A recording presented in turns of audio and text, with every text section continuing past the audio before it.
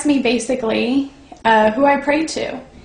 Take a second, if you're a Christian or any religion, who do you pray to? I said automatically, I pray to God, of course. But I pray in Jesus' name. I talk to God the Father through Jesus.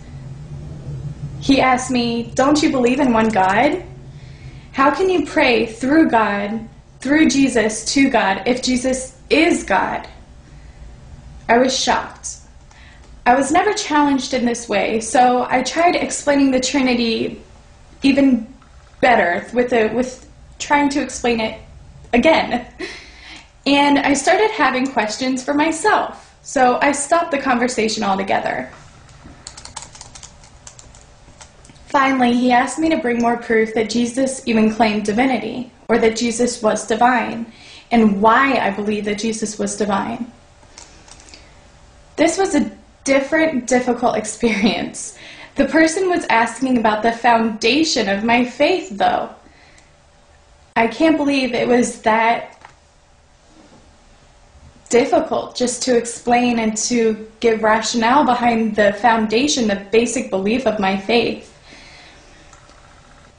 I was used to theological conversation, like outer denominational debates and dialogue, whether or not you should give communion to infants, whether or not communion replaced circumcision, or whether or not circumcision is still valid in the New Testament, and whole spiel like that. A lot of theological questions, but not necessarily foundational, who is God questions.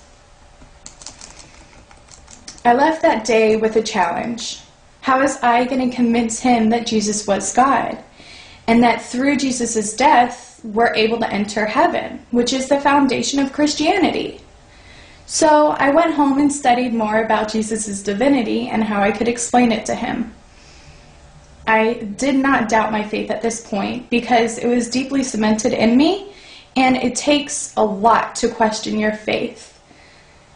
I took it as a challenge and would have never guessed, never imagined that it would take me more than 2 years to resolve this challenge.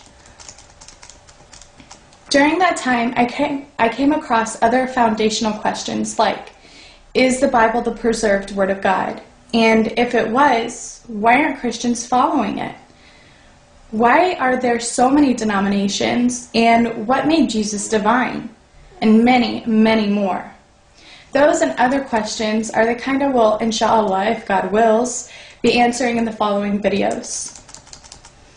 I still wanted to convert this person. Of course, I never doubted my faith, like I said at this point. So I started studying Islam so that I could get a better understanding of his concept of God. So I had questions like, who was Muhammad? Alayhi salatu salam, may God's peace and blessings be on him, and every other prophet. I heard many accusations about Muhammad, alayhi salatu salam, and took them as truth, unfortunately. Like he was a murderer, a sexist, etc.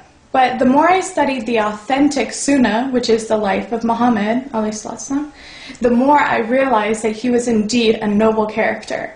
Merciful, loving, charitable. He could have been a king if he gave up preaching Islam. The people of the time hated him so much that they told him, hated Islam so much, they told him that if you stop preaching this religion, we'll make you king. Muhammad, he turned around and just said the most beautiful thing. And to me, this was the words of a prophet.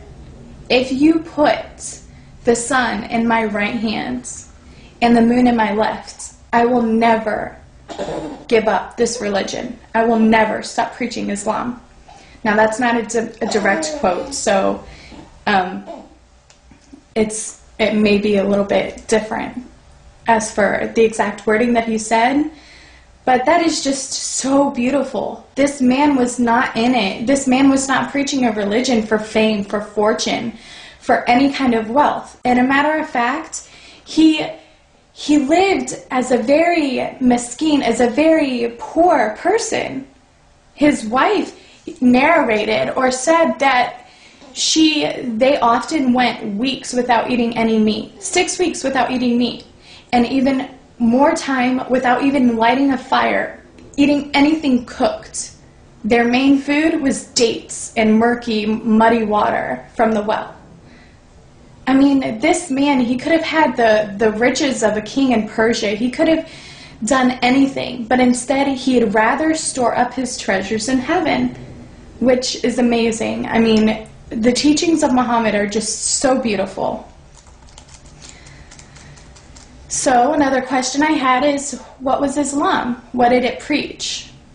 Did it preach oppression? Was it spread by the sword?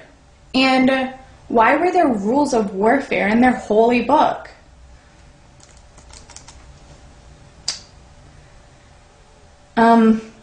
Those are all past prejudices that I had from before. I found out that no, it did not teach oppression. It teaches liberation through education and charity, and it gave women a higher status than any other religion has ever given, even Christianity. It taught mercy at a time of war, which is why the Quran mentions war as a guideline for future issues. It's the only religion, including Christianity, that has an applicable wartime rules. Islam is not just a religion, it's a complete way of life. So why were people killing themselves in the name of Islam?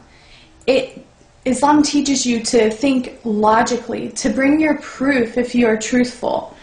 So I didn't understand why people are blowing themselves up and saying that they're doing it for Islam.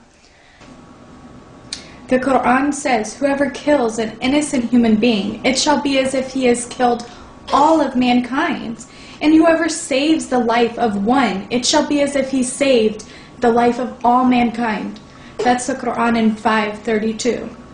Also, it says that if they incline to peace, so must you also incline to it, and trust in God, for He hears and knows all. So if somebody inclines to peace, you must incline to it. So there's a lot of perverted thoughts about Islam, and that's because I believe the media picks and chooses what they'd like to portray of it. So may God give you knowledge, and may God give you strength to sift through the truth from the evil and the darkness. I got frustrated with the media, how the media portrayed this religion, and I started defending it because the more I knew, the more I realized that it was a pure religion. It wasn't polluted. Slowly, my eyes were opening to the logic and the beauty of Islam.